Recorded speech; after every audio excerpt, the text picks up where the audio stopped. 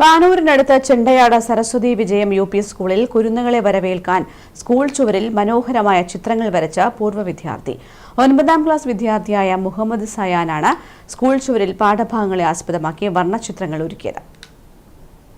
പുതിയ അധ്യയന വർഷം ആരംഭിക്കുമ്പോൾ കുരുന്നുകളെ വരവേൽക്കാൻ ചുവരിൽ ചിത്രങ്ങൾ ഒരുക്കുന്നത് മിക്ക വിദ്യാലയങ്ങളിലും നാം കണ്ടുവരുന്ന ഒരു കാഴ്ചയാണ്.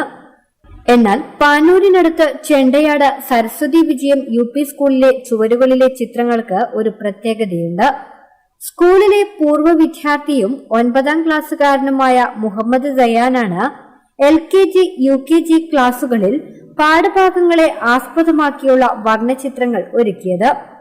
കോവിഡ് കാലത്ത് പഠനം വീട്ടുമുറികളിൽ ഒതുങ്ങിയപ്പോൾ വീട്ടുമുറ്റത്തെ ചുവരുകളിൽ ചിത്രം വരച്ചു തുടങ്ങിയതാണ് സയാൻ. ചിത്രകലയിൽ പ്രത്യേക പരിശീലനമൊന്നും ലഭിക്കാത്ത സയാന് ചിത്രരചന ഇന്ന് ഒരു വരുമാന മാർഗം കൂടിയായി മാറിയിരിക്കുകയാണ്.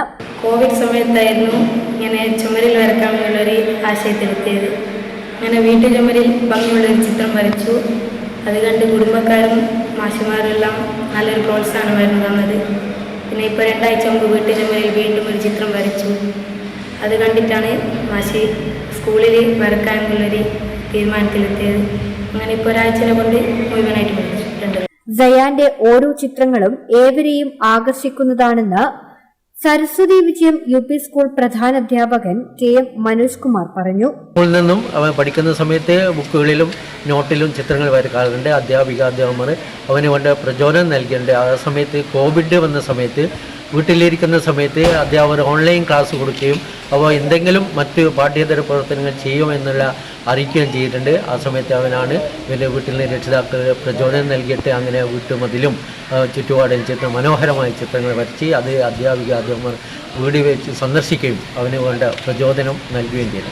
അക്കാനിശ്ശേരി ഓർക്കാട്ടേരി വീട്ടിൽ സമീറിന്റെയും ഹൈറുനീസയുടെയും മകനായ ഈ കൊച്ചുമിടുക്കൻ ചിത്രകലയിലുള്ള തന്റെ കഴിവ് മറ്റ് നിരവധി സ്ഥലങ്ങളിലും പ്രകടമാക്കിയിട്ടുണ്ട്. News bureau, Thalassery.